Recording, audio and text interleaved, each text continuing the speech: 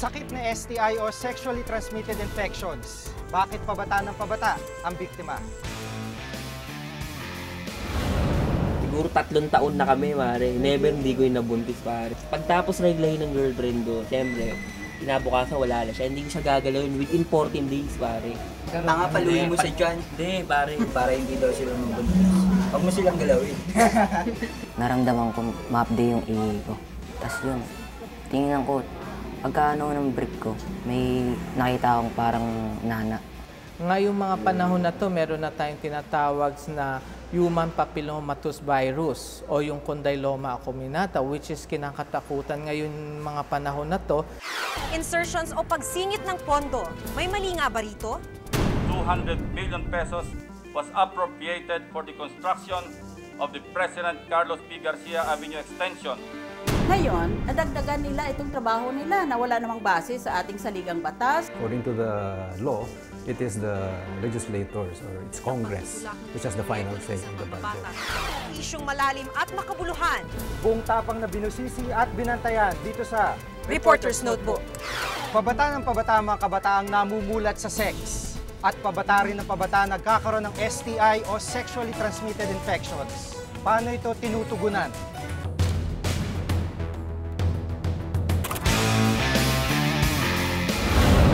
Siguro 3 taon na kami, pare. Never hindi ko yung nabuntis, pare. Pagtapos reglahin ng girlfriend ko, siyempre, kinabukasan wala na siya. Hindi ko siya gagalawin within 14 days, pare.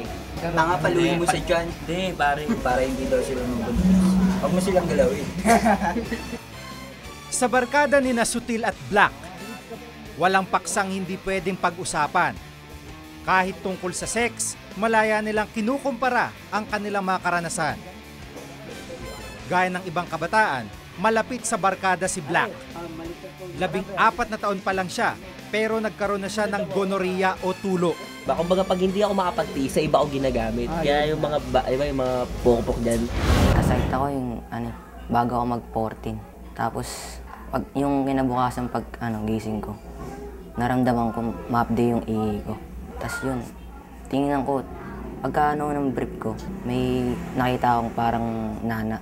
Kahit may sakit siya, ayoko pare, di ba? Kaya ang ginawa ko, pare, kahit babaho pa rin, tiniis ko yan, pare. Hindi raw siya gumamit ng kondom dahil hindi niya ito nakasanayan. Nang malaman niyang may sakit siya, sa mga kaibigan siya tumakbo at hindi sa magulang. Kasi parang nakakaya naman sabihin sa magulang mo na bata pa ako, nagkaroon na ako. Siyempre, malaking kahihiyan yan sa magulang. Si Sutil, 19 na taong gulang, una ring nagkaroon ng STI nung siya'y 14 na taon. Pero hindi ito naging dahilan para itigil niya ang pakikipag-sex. Pagkatuwaan na talaga kasiyahan, hindi ko na inisip. Kumbaga, inisip ko yun pero hinayaan ko na lang. Kaya yun, inabot ako. Sa katunayan, bawat isa sa kanilang grupo nagkaroon na ng STI. Sa kabila ng tila pagbibiro nila tungkol sa STI, malalim na sugat ang dulot ng pagkakaroon nito sa kanila. Yun nga, yung nagkaano naman ako, parang madali na po akong kapitan ng bakterya. Sinabi din sa akin ng nurse na kapag nagkasakit ka na ng ganyan, talagang makakapitan ka na talaga ng sakit. Kaya kailangan hindi ka din basta-basta gagalaw ng hindi mo kakilala. Ayon sa tala ng UP Population Institute, 23% o halos 4 na milyong kabataang nasa edad 15 hanggang 24 na taong gulang nakaranas makipagtalik bago ikasal. Malaking porsyento kumpara nung 1990s, kung saan higit na mababa ang bilang nito. Ayon din sa pag-aaral, 80% ng una nilang karanasan hindi protektado. Katumbas ito ng halos 3 milyong kabataang nanganganib magkaroon ng STI. Ayon mismo sa DOH, nasa 19 hanggang 24 na taong gulang ang edad na may pinakamaraming kaso ng sexually transmitted infections. Ngayong mga panahon na to, meron na tayong tinatawag na human papillomavirus virus o yung condyloma acuminata, which is kinakatakutan ngayon mga panahon na to dahil nakita nila ang relasyon ng HPV virus na yan doon sa pagkakaroon ng cervical cancer ng mga kababaihan.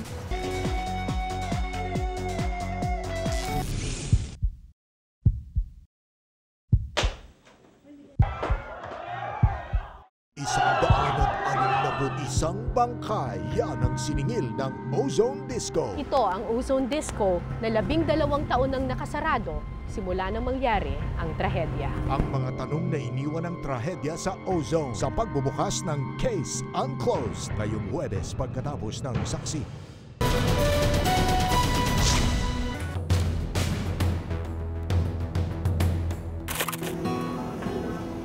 Ang musmus ng si Lenlen, sa murang edad, nagkaroon ng STI. 2 taong gulang siya noon ng pagsamantalahan di umano ng hindi pa nakikilalang tao. Nagsalita siya noon, yung time na yun, nagsasalita siya na masakit daw, ganyan. Sabi niya, tusok daw, gano'n. Hindi naman niya may turo yung ano kasi hindi pa siya masyadong mapagsalita yun. Kaya hindi niya maturo yung tao. Kaya ano na lang, ginawa na lang namin, pinaan namin sa barangay. May ilang ulit daw bumalik ang sakit na STI ni Lenlen. Ilang buwan matapos ang malagim na insidente.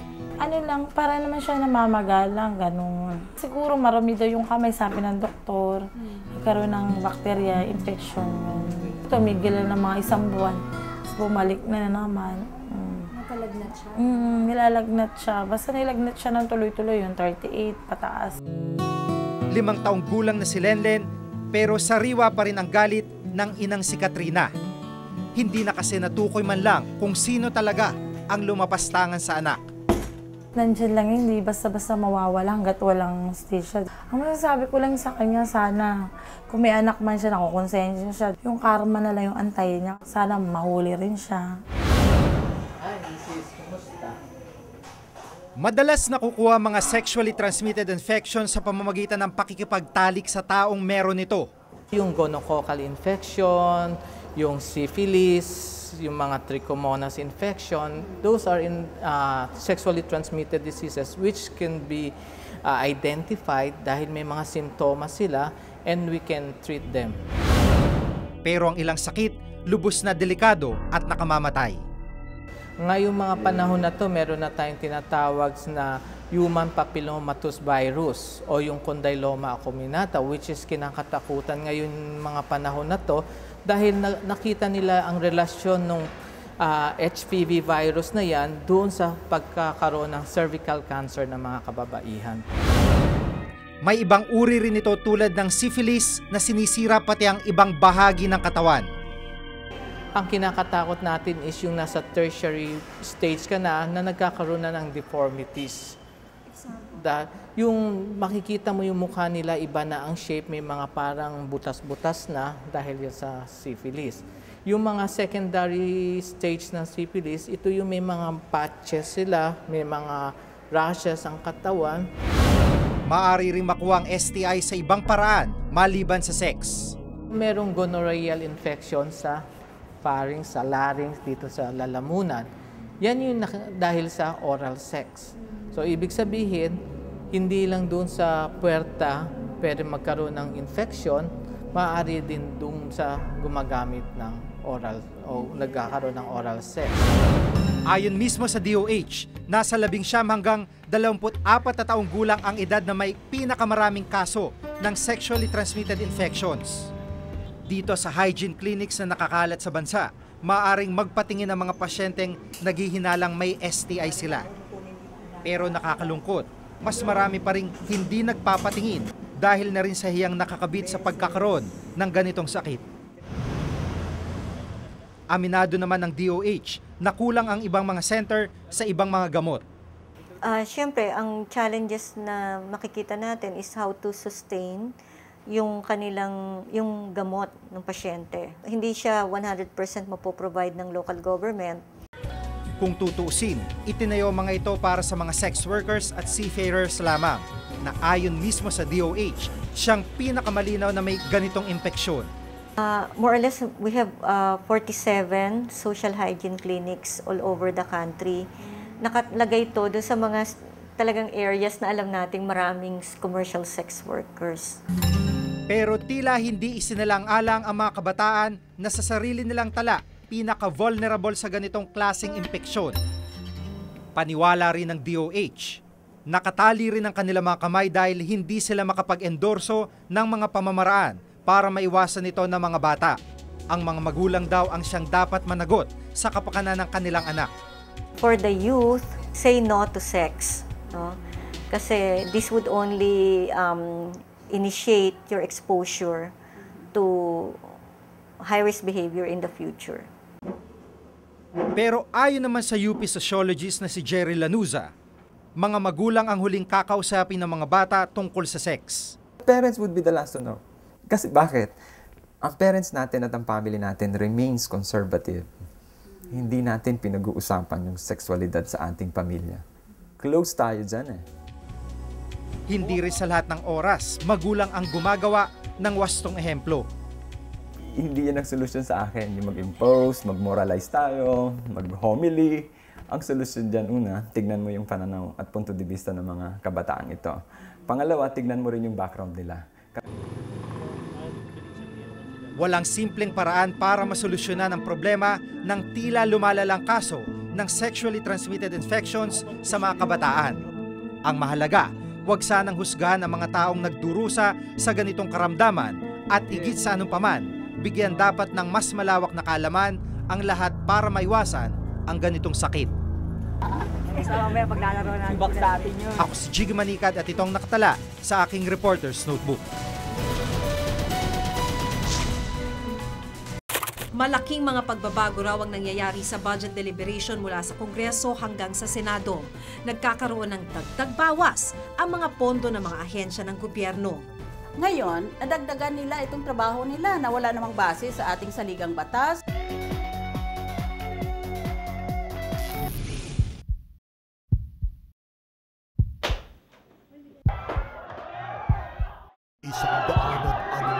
Isang bangkay, yan ang siningil ng Ozone Disco. Ito ang Ozone Disco na 12 taon nang nakasarado simula nang mangyari ang trahedya. Ang mga tanong na iniwan ng trahedya sa Ozone sa pagbubukas ng Case Unclosed ngayong Huwebes pagkatapos ng saksi.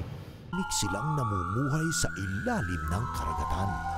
Bagamat nakakaakit ang kanilang kulay, mag-aalangan kang sila'y lapitan dahil sa itsura nilang di pangkaraniwan. Sisiri naman natin ngayon yung mga laman dagat na normally hindi natin napapansin at alamin din natin kung anong simple talaga nila para sa ating ecosystem.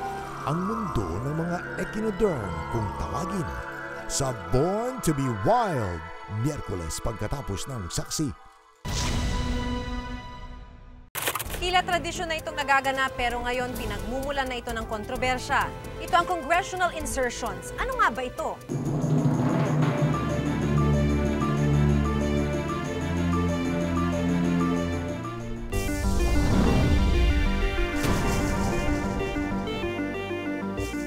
$200 billion pesos was appropriated for the construction of the President Carlos P. Garcia Avenue extension. Only a keen eye and a strong motivation to pull this country out of the deep pits of corruption. Lumang proyekto, bagong kontrobersya. Ito ang C5 Extension Project. Si Senador Ping Lacson ang nagpasabog nito. 2 beses daw pinontuhan ang iisang proyekto sa 2008 national budget. Kung susuriin mo doon sa GAA ng 2008, kitang-kita mo ang pinag-uusapan pareho lang na stretch ng kalsada, no? So kaya na tinawag na double entry, 2 appropriations para sa isang proyekto. I simply followed the narrow trail and it led me to you, Mr. Senate President. Ang nagsingit daw ng dagdag na 200 milyong piso si Senate President Manny Villar.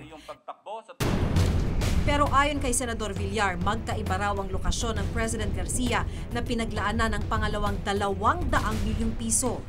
Walang doble. 2 proyekto ito at hindi doble ito.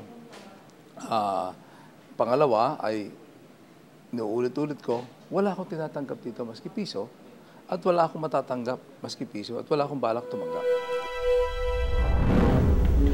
Ngunit para kay dating Budget Secretary Ben Jokno, kaduda-duda ito.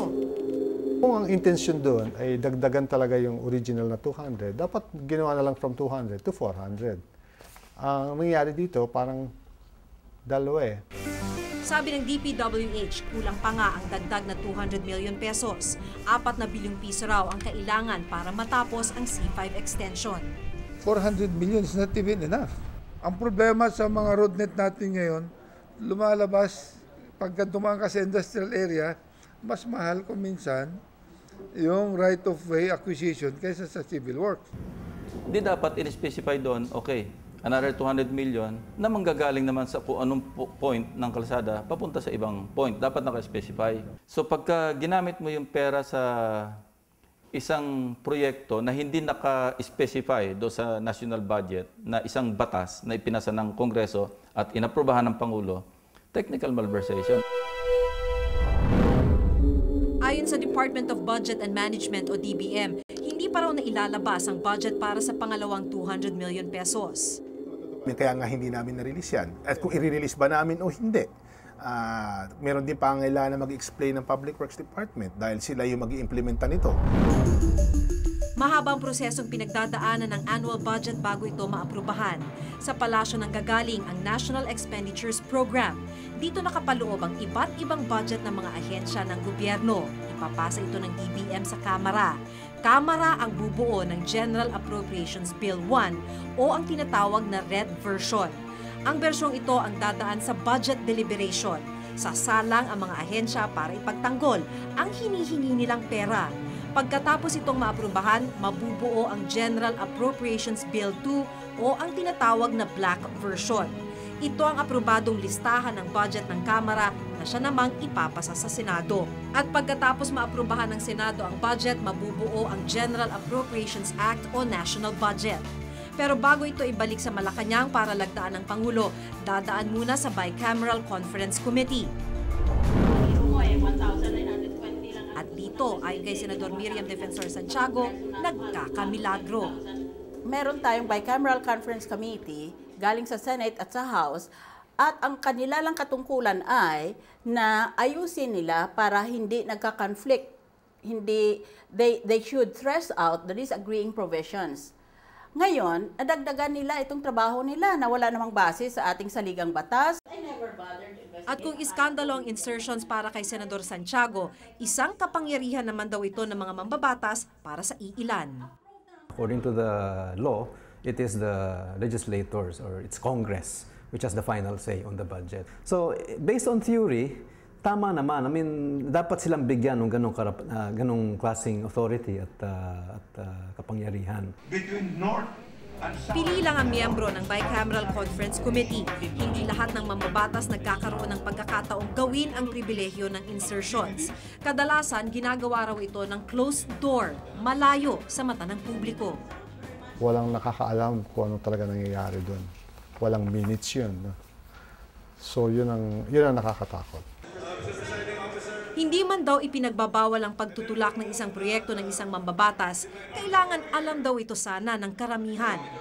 Palagay ko dahil you're using public funds, dapat ilimita lang doon sa disagreeing provisions. Huwag kang mag-i-introduce ng panibagong subject matter o panibagong proyekto. Malaking mga pagbabago raw ang nangyayari sa budget deliberation mula sa Kongreso hanggang sa Senado. Nagkakaroon ng dagdag bawas ang mga pondo ng mga ahensya ng gobyerno. Sa pag-exercise ng authority na yan, may makikita tayong mga either congressmen o senators na magsisingit ng isang item o isang karagdagang budget sa isang priority na hindi kasama doon sa pinropose ng executive branch. Halimbawa ang proposed budget ngayong taon ng DPWH. Mula DBM, nagkakahalaga ito ng mahigit 86 bilyong piso. Nang aprubahan ng Kongreso, umakyat ang budget sa mahigit 70 bilyong piso. Pagdating sa Senado, lumobo ito ng 74 na bilyong piso. Sa listahan ng mga proyekto ng DPWH ngayong taon, marami rito ay lump sum appropriations ng isang ahensya para sa mga proyekto. Meron another fund na tawag doon, contingent fund. No? Hindi mo naman maaaring ma-anticipate lahat ng mangyayari. No? Na kailangan mo pala ng kaunting ganitong pera para sa isang ahensya. Kadalasan sa mga lump sum appropriation, hindi nakalagay ang eksaktong proyekto at eksaktong lugar na paggagamitan ng pondo. Ito raw ang maaaring pagmulan ng katiwalian. Ngayon, itong lump sum within the budget of Public Works, ibang bagay yan. Ibig sabihin, naglalaan ka na ng pera ilang bilyones sa mga proyekto na hindi mo pa alam kung ano yan. Sa budget ng DPWH, mahigit 23 bilyong piso o mahigit 24% ng budget ng ahensya ngayong taon, lump sum. Siguro pagka yung lump sum sumobra ng 10% ng budget mo, ganun. Parang nakakaduda rin yan. Ano? So, dapat dinidiscourage yan. Siguro at most mga 5% lang yung... Dating Budget Secretary si Professor Jocno noong panahon ni Pangulong Aquino at Estrada nang ipakita sa kanya ang General Appropriations Act 2008, ilan raw sa mga ito ay kaduda-duda. Kasi hindi ko naman alam kung ano bang road yan sa Pasig. Laki-laki ng Pasig, no? Laki-laki ng Quezon City. Walang detalye, oh. 160 million. Yeah, so itong buong ito, there's infra. So naging ano lang yan. Parang ano yun eh. Extra sa mga congressmen yun eh. Hindi ko napansin, tika 40 milyon sila. More or less. Yeah, combination na yan. Senador at saka katulad nito. Maaring paghahanda na raw ito ng mga mambabatas para sa darating na eleksyon sa 2010. Suspetso ko, itong congressional insertions that were made for the 208 budget, may buhay iyan ng 2 taon. Ibig sabihin, kung nailagay mo na iyan sa budget, pwede pa iyang ituloy sa loob ng 2 taon. Maaaring sa sunod pa ng taon, 209, i-release ng Malacanang. Di pag 210, taon ng kampanya, pwede na ngayon bigay yan ng mga senators o congressmen na nagpa-insert noon sa kontraktor nila. Malaking katanungan din kung bakit hindi pinawalang bisa ng Pangulo ang nasabing insertions. Bago kasi mapirmahan ang budget ng bansa, mataan ito sa Malacanang.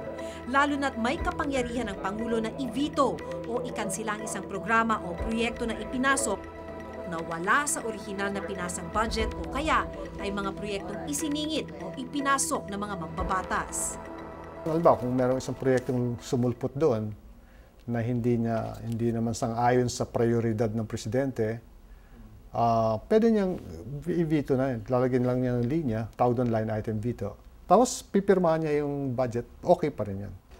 Pinabayaan niya yung kalahati, vinito niya yung kalahati, yun ang mangyayari. Yung vinito niya na kalahati, hindi may implement yan.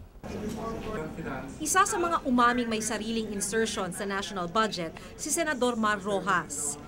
Halimbawa, dagdagan natin yung sa Department of Health. Ako mismo, sinabi ko, dagdagan natin yung budget ng BFAD. Dati kasi, di ba, madaming mga reklamo tungkol sa peke, sa counterfeit. So, ang panlaban dito, yung isang masigasig at well-funded na Bureau of Food and Drug. Kaya ako mismo, nagmungkahi ako, dagdagan natin yung budget ng Department of Health. Walang masama dyan. Okay lang yan. At ako, proud ako dyan. Pero kumpara sa ibang senador, nakasulat o malinaw raw ang paggagamitan ng pondo. Sinulat ko yan. Formal kong minungkahi yan at nilagay ko din yung dahilan at sa ganung paraan ay mapagtitimbangan na ngayon ng komite kung karapat-dapat ba yung paggastos na ito. Nagtutulak si Senador Rojas ng panukalang batas upang maging transparent ang budget deliberation. Sa kanyang proposed Senate bill na Congressional Insertions Act of 2008, lahat ng insertions na mangyayari sa budget ay dapat nakasulat at alam ng Senado. Nang sa ganun malaman ng sambayanan, ano ba ang tinrabaho ng kanilang mga kinatawan? Ano ba ang tinrabaho ng kanilang mga senador? Hindi naman daw apektado ang pagpasa ng Congressional Insertions Act kahit mismo mga mambabatas ang pangunahing apektado nito. Yung maapektuhan naman lang nito, yung may mga masamang balak. Kaya ako, alam ko tama ito. Paglalabang ko ito, malalaman nila. Pananagutan na nila yan. Kung haharangan nila ito, pananagutan na nila yan sa sambayanan. Para sa Center for National Budget Legislation, maliban sa transparency ng budget deliberation hanggang bicameral conference committee, kailangang bigyan ng partisipasyon ang mga pribadong sektor. We would like to be active. We will campaign for awareness, people to know at least the process, people to understand how it is to prepare a budget. Nagsimula na ang budget hearing para sa susunod na taon. Muli na namang pag-uusapan ang perang ilalaan sa iba't ibang proyekto ng pamahalaan. At sa bawat piso na gagastusin ng ating gobyerno, huwag sanang makalimutan na piso ito ni Juan at siya dapat ang makinabang. Ako si Maki Pulido at ito ang nakatala sa aking Reporter's Notebook.